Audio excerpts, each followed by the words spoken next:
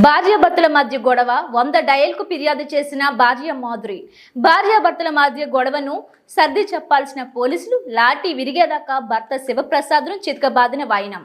అర్ధరాత్రి సమయంలో బొమ్మతోటి శివప్రసాద్ను కొట్టుకుంటూ పోలీస్ స్టేషన్కు తరలించిన పోలీసులు.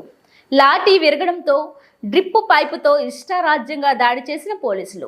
ఒళ్లంతా కందిపోయి రక్త గాయాలతో మీడియా ముందు కన్నీటి పర్యంతమైన శివప్రసాద్ తనకు ఆపరేషన్ జరిగిందని, ముఖంలో ప్లేట్లు, కాళ్ళలో రాడ్లు చేశారని, కాళ్ళు పట్టి బతిమలాడుకున్నా వదలకుండా ముఖంపై బూటుకాలతో పోలీసులు తన్నారని బాధితుడు ఆవేదన వ్యక్తం చేసిన శివప్రసాద్ తనపై విచక్షణారహితంగా దాడి చేసిన పోలీసులపై చర్యలు తీసుకోవాలంటూ ముక్క వరలక్ష్మి వద్ద తనకు న్యాయం చేయాలంటూ శివప్రసాద్ డిమాండ్.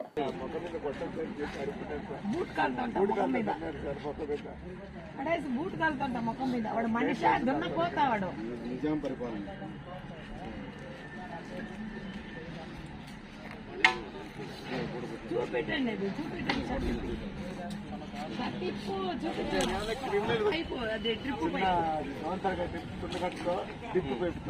ఇక్కడైనా ఉండే చూడ రెండు కూడా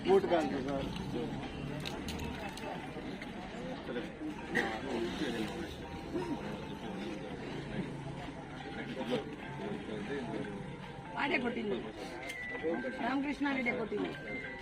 నేను అడుక్కున్నాను సార్ నా మొక్క మీద కొట్టదు సార్ మీరు కొట్టుకోండి, ఎడను కొట్టుకోండి, మొక్క మీద కొట్టదు సార్, నాకు ఆపరేషన్ సార్.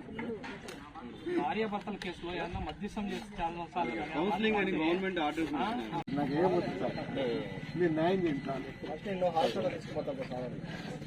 ఫస్ట్ హాస్పిటల్ పోయి వచ్చి అక్కడ మనకు రికార్డుకి వస్తుంది ఎమర్జెన్సీ